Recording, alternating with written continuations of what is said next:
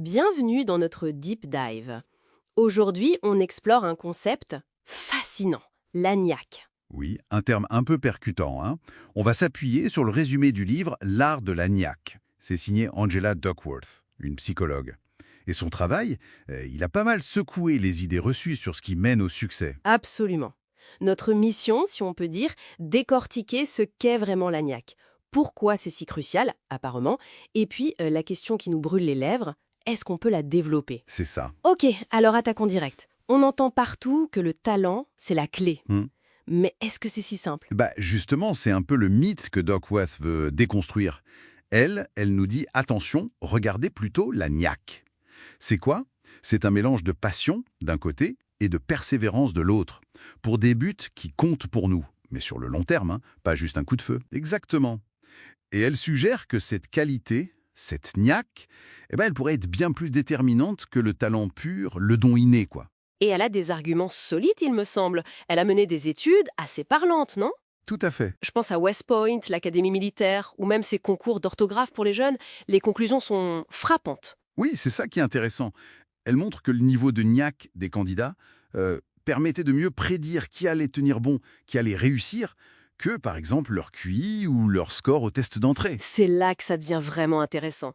Et elle propose même une sorte de formule, c'est ça? Pour visualiser le truc?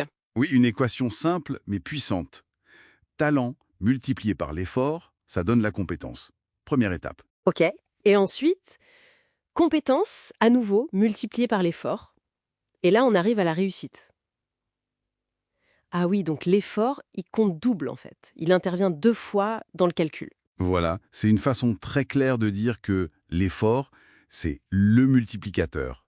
Le talent, c'est bien, c'est la base, peut-être la vitesse à laquelle on apprend au début, mais c'est l'effort, l'investissement constant qui transforme ce potentiel en vraies compétences et puis en résultats concrets. D'accord. Et pour comprendre comment cette niaque fonctionne de l'intérieur, elle identifiait 4 composantes psychologiques clés. Exactement. 4 ingrédients internes, si on veut. Le premier, c'est fondamental, l'intérêt. Il faut qu'il y ait une vraie connexion, une passion pour ce qu'on fait. Ce n'est pas juste serrer les dents sur un truc qu'on déteste. Pas du tout. C'est cultiver une fascination qui dure.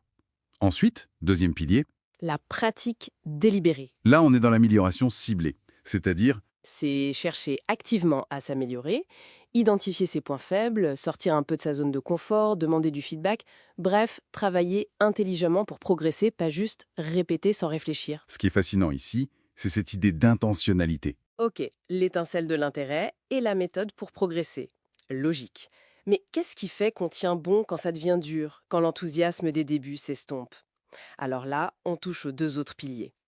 Troisièmement, l'objectif.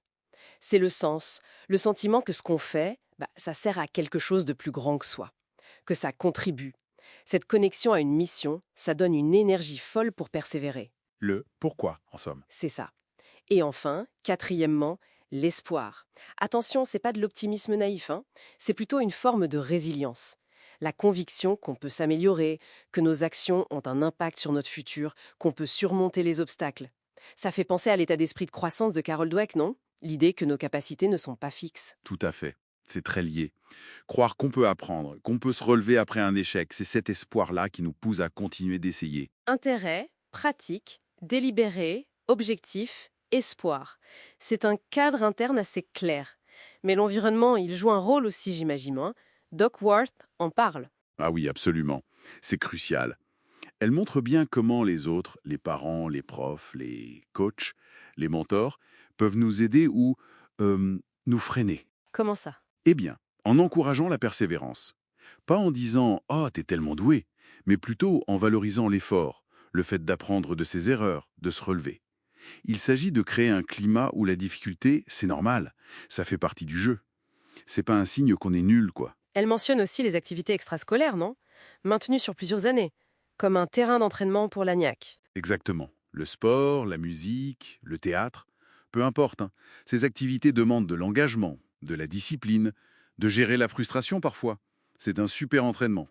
Et si on élargit encore, Duckworth parle de culture de l'agnac. Une culture de l'agnac. Oui, au sein d'une équipe, d'une entreprise ou même d'une famille. Un environnement qui non seulement dit que c'est bien d'être persévérant et passionné, mais qui soutient activement cet état d'esprit face aux défis. Donc oui, l'environnement, c'est loin d'être neutre. Ok. Bon, alors, si on devait résumer tout ça, retenir le message principal de cette deep dive sur l'agnac. Le message fort, je crois, c'est que pour viser loin et tenir la distance, cette combinaison de passion et de persévérance, la niaque, semble vraiment plus déterminante que le talent brut qu'on a au départ. Et le point encourageant. Et le point crucial, oui, et plutôt optimiste, ce n'est pas inné. L'agnac, ça se travaille, ça se cultive, en nourrissant ces 4 aspects. L'intérêt, la pratique ciblée, le sens de l'objectif et cet espoir réaliste. Et l'effort, on y revient toujours, c'est vraiment le moteur clé dans tout ça. Ce qui nous laisse avec une dernière piste de réflexion, peut-être, si la niaque se cultive, quelle serait la plus petite chose qu'on pourrait faire là, aujourd'hui, pour commencer à nourrir l'une de ces 4 qualités? Ou alors, regarder autour de soi. Est-ce que mon environnement actuel, il m'aide ou il me freine pour développer cette persévérance passionnée? Voilà, matière à réflexion.